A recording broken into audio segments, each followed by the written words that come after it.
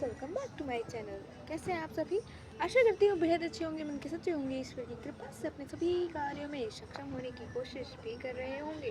कर रहे हैं या नहीं ये मैं नहीं जानती, इसलिए कमेंट बॉक्स में लिख के ज़रूर बताना। वैसे आप लिखोगे नहीं, आई नो, बड़े आलसी हो, क्यों लिखोगे?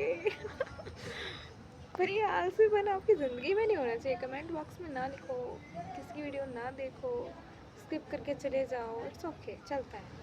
क्योंकि हर किसी से हर कोई कनेक्ट नहीं होता है। लेकिन सबसे इम्पोर्टेंट बात यह है, आप अपनी ज़िंदगी को स्किप मत कीजिए। अगर आप किसी चीज़ को कंटिन्यू कर रहे हैं तो उसे बीच में स्किप मत कीजिए। उसके साथ अगर आप ऐसा करेंगे तो गलत हो जाएगा, क्योंकि वहाँ आपका मन नहीं चलने वाला है। अगर जहाँ आपने अपना मन चलाया वहाँ आपकी ओ माई माता हो जानी है। सच बता रही हूँ, ओ माई माता हो जानी है, समझ रहे हो? तो एक इम्पॉर्टेंट बात बताती हूँ। मैंने इससे पहले वाली वीडियो में, अब सीरियस बातें कर रहे हैं, अभी तक मैं सिर्फ मजाक कर रही थी, अब सीरियस हो जाते हैं। वैसे भी आजकल मैं सीरियस मोड में ही ऑन हूँ। अभी मेरी वाणी से आपको शायद लग रहा हो, अगर आप मेरी पहले वाली वीडियो को देख कर आए हैं तो मेरा गला ना आजकल भारी भारी सा, आजकल क्या, हाँ, कल परसों से हो रहा है कि ना थोड़ा भारी भारी सा हो रहा है। ऐसा लग रहा है मेरे को जुकाम हो गया। मेरा गला देख रहे हो कैसी आवाज़ निकल रही है गले से, एकदम भारी भारी। छोड़ो। हाँ, मैं बोल रही थी, इससे पहले वाली वीडियो में मैंने एक बात कही थी कि अब से मैं अपने गुरु जी की कही गई शब्दों का मान रखूँगी, जो वो कह रहे हैं वो करूँगी। पहले था कि एक कान से सुना, दूसरे में रख लिया, लेकिन फेंका नहीं। लेकिन अब है कि सुन तो लिया, इम्प्लीमेंट कौन करेगा? है कौन करेगा? प्रभु। नहीं भाई, मुझे ही करना पड़ेगा, क्योंकि ये मेरी सबसे इम्पोर्टेंट, सबसे ख़ास बात ये है कि मैंने किसी की बातों को, किसी की नहीं, मेरे गुरु जी की बातों को सुना, लेकिन फेंका नहीं। लेकिन बुरी बात यह है कि उसे रखा, तो यूज़ क्यों नहीं किया? हाँ, अगर कोई सामान हम लेंगे, मान लो आप अपने लिए कुछ चीज़ लेके आए, कुछ भी हो सकती है खाने पीने की, लेके आए, या फिर कुछ भी हो सकती है, कपड़े लत्ते, बर्तन। बर्तन कौन लाता है? अरे ला क्यों नहीं सकते? अगर आप कोई गृहिणी है तो ला सकते हैं, क्या पता कोई किसी को बर्तन ही गिफ्ट दे दे। अरे भाई, जो भी हो, जैसा भी हो, समझ जाओ। तो मान लो अपने लिए आप कोई चीज़ लेके आए, मान लो मैं कोई खाने की चीज़ लेके आई।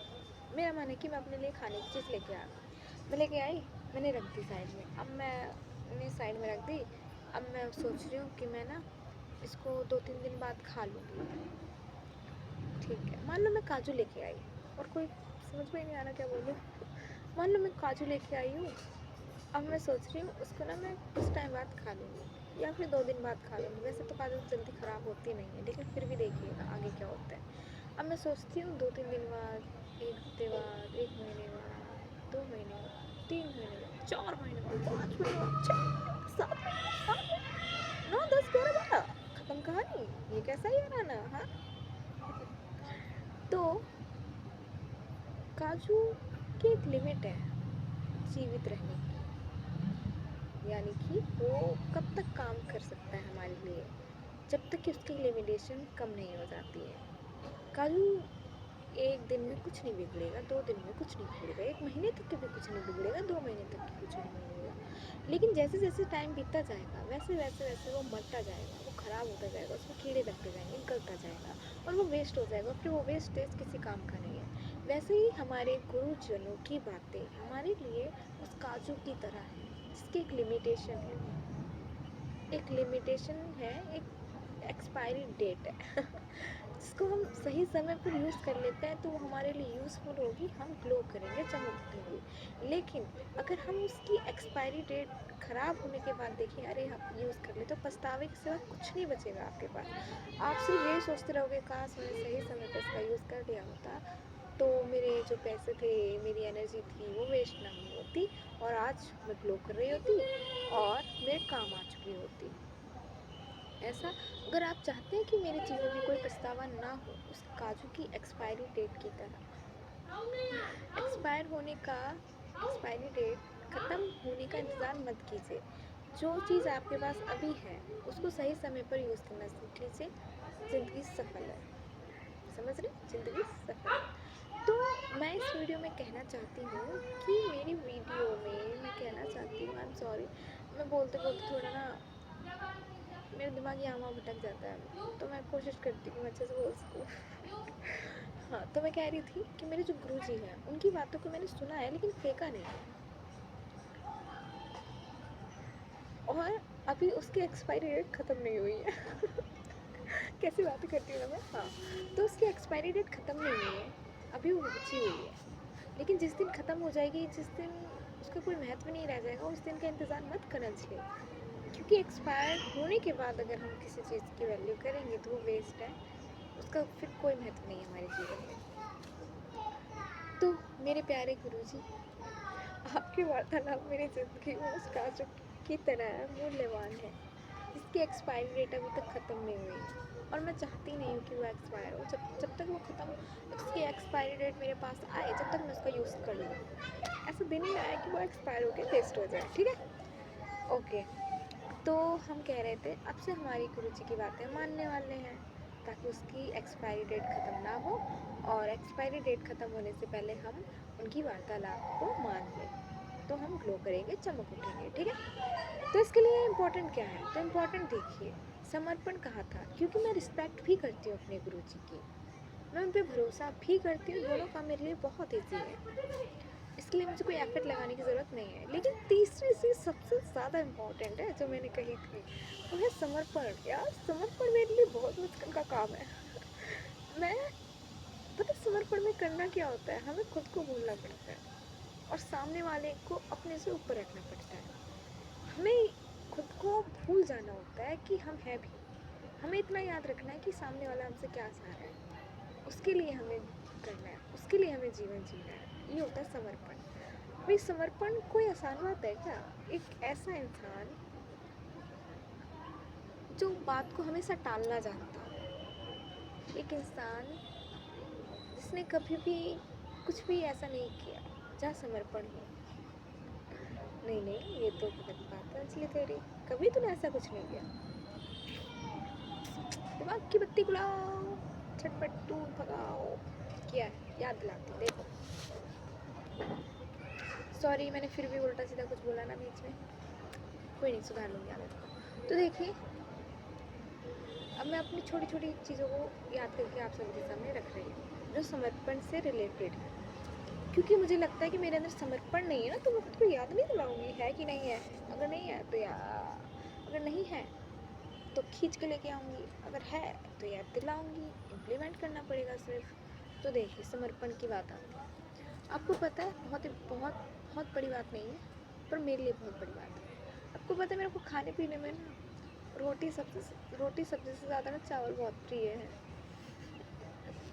लेकिन मैंने अपने गले को सुधारने के लिए, क्योंकि जब हम रियाज़ करते हैं तो गला साफ़ होता है, और जो चावल है ना, वो बहुत इरिटेशन करता है। क्यों? क्योंकि चावल खाने से ना खिच खिच पिच पिच होने लग जाती है गले में, गला साफ़ नहीं होता, और ऐसे ऐसे करना पड़ता है। और ये चीज़ मुझे ख़राब लगती है। हाँ, ऐसा नहीं है कि आप बिल्कुल छोड़ दो, या जो रियाज़ कर रहे हैं उनके लिए सही नहीं है, क्योंकि रियाज़ तो डेली कर रहे हैं, तो क्या डेली चावल ना खाएं, हैं? तो लेकिन मैंने किया ना, क्योंकि मुझे वो चीज़ पसंद नहीं थी, इसलिए। मैं ये नहीं कहूँगी सब कर लो, जिसको जैसा पसंद हो वो वैसा करे। मुझे ऐसा पसंद था तो मैंने ऐसा किया। तो मैंने एक महीने हो गए, 2 महीने, 3 महीने चावल छोड़ दिए। और क्या किया मैंने ऐसा जो समर्पण से रिलेटेड है? हाँ, मुझे ना बाहर की चीज़ें, वैसे तो मैं ज़्यादा कुछ खाती हूँ नहीं, क्योंकि मैं प्याज लहसुन नहीं खाती हूँ। ये कोई बड़ी बात नहीं, मैं बता रही हूँ, मेरे मुंह से निकल गई, आई एम सॉरी, मेरे मुंह से निकल गई। तो मैं कहना चाहूँगी कि मैं प्याज लहसुन नहीं खाती हूँ, तो कोई ऐसी चीज़ बाहर की है भी नहीं जो मैं खाऊँ। लेकिन फिर भी कुछ दिनों से ना, कुछ टाइम पहले की बात है कि कुछ मेरे साथ ऐसा हुआ कि मेरा कभी ये खाने का मन कर रहा है, कभी वो खाने का मन कर रहा है, कभी वो खाने का मन। अब मैं खुद पे नज़र रखती हूँ बहुत अच्छे तरीके से कि मैं क्या कर रही हूँ, क्या नहीं कर रही हूँ। तो मैंने देखा, अंजलि तो बहुत ही चल रही है, तेरा दिमाग बहुत ज़्यादा नहीं चल रहा है, कभी ये कभी वो। ठीक है, एक आध दो दिन चलता है, पर रोज़ रोज़ हमेशा नहीं चलता है।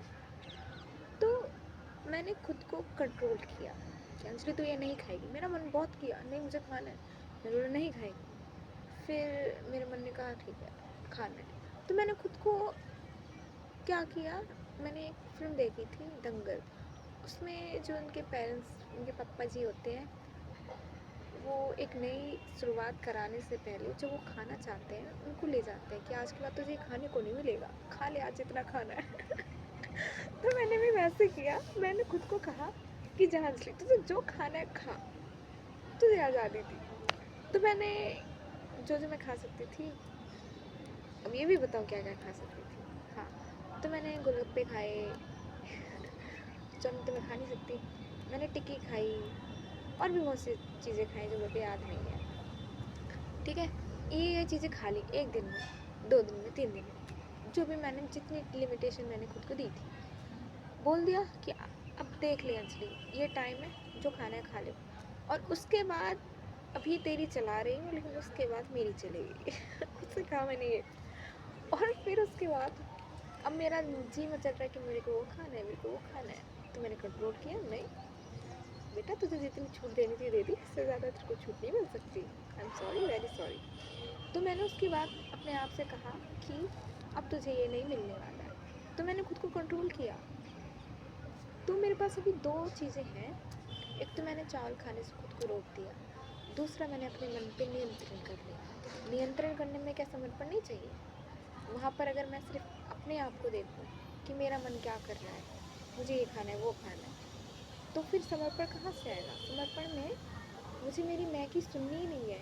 सबसे इम्पोर्टेंट है, जहाँ पर मैं है, मेरा मन, मैं ये मैं वो, वहाँ पर आप समर्पण कर ही नहीं सकते।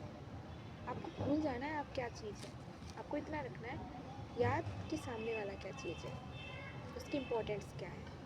अगर आप इम्पोर्टेंस को ना देखकर सिर्फ छोटी सी प्लेजर के लिए जीवित हैं, तो आप समर्पण नहीं कर सकते हैं। ठीक है, तो 2 चीज़ें हैं, तो इसका मतलब मैं समर्पण कर सकती हूँ क्योंकि मैं पहले भी कर चुकी हूँ। लेकिन वो समर्पण मेरे लिए इतना मुश्किल नहीं था क्योंकि वो सिर्फ मेरे मन तक लिमिटेशन था, क्योंकि उसमें मेरा माइंड इन्वॉल्व था, और माइंड से रिलेटेड जो भी वर्क होता है मैं कर लेती हूँ इजली, मुझे कोई दिक्कत नहीं होती। मुझे दिक्कत कहाँ आती है? कर्मों में, जहाँ अंजलि को कर्म करना पड़ता है, जहाँ अंजलि को दिमाग चलाना पड़ता है, अंजलि कदमों को पीछे खींच लेती है, अंजलि बोलती है छोड़ दो, भाड़ में जाओ, रहने दो। लेकिन यही तो नहीं करना है ना, मुझे करना है कर्म। तो अब से अंजलि गुरु जी की वार्तालाप मानते हुए कर्म करना स्टार्ट करती है। ठीक है, अब से अगले आने वाली वीडियोस में मैं बताऊंगी कि मैं क्या कर्म कर रही हूँ एज अ टीचर बनने के लिए, क्योंकि गुरु जी ने बोला है टीचर बनना है तुझे। कोई बुराई नहीं है मुझे टीचर बनने से, लेकिन मैंने कभी इस बारे में सोचा नहीं है, लेकिन सर ने कहा तो कर लेती हूँ, क्योंकि मुझे एग्जैक्टली नहीं पता है कि मैं क्या चाहती हूँ। और जब मुझे कुछ नहीं पता है तो मानना पड़ेगा ना कि सर क्या कह रहे हैं, तो कर लो। बुरा तो नहीं लग रहा ना, लग तो अच्छा ही रहा है, तो करने में क्या जा रहा है, कर लेते हैं, इसलिए करना है। तो अब से मैं समर्पण करती हूँ, और मेरे समर्पण को सिर्फ मन तक ना रहते हुए कर्मों में इंक्लूडेड करती हूँ कि ये कर्म सबसे बड़ा धर्म है। कर्म ही सेवा है, कर्म ही पूजा है, कर्म ही विचार है, कर्म ही सब कुछ है। ठीक है, तो अब से मैं क्या मैं पता नहीं ब्लैंक क्यों हो जाती है बीच बीच में। आज तो मेरा बोलने का मन भी नहीं है, फिर भी बोल रही हूँ मैं, मेरी वार्तालाप से लग रहा होगा, और ऊपर से मेरा गला भी भारी हो रखा है, पता नहीं। सर ने एक और इम्पोर्टेंट बात कही थी, लेकिन अगली वीडियो में बताऊँगी। ये वीडियो बहुत लंबी हो गई है क्योंकि मैं बहुत धीरे धीरे बोलती हूँ, जब से जैसे कि सोता हुआ इंसान होता है। कोई बात नहीं, मिलेंगे आगे, बाय।